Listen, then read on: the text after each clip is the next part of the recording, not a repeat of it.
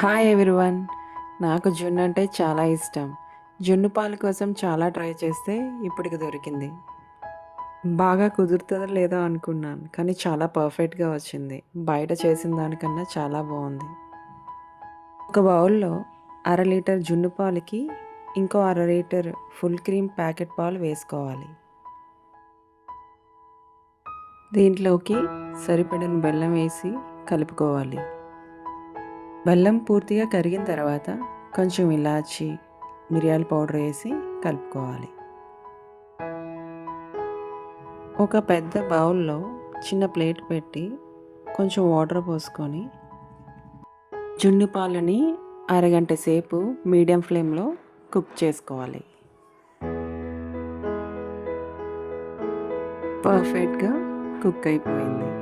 ఇంతేనండి, చాలా ఈజీగా మనం ఈ జున్నుని తయారు చేసుకోవచ్చు. ఆ వీడియో మీకు నచ్చినట్లయితే లైక్ చేసి సబ్స్క్రైబ్ చేయండి.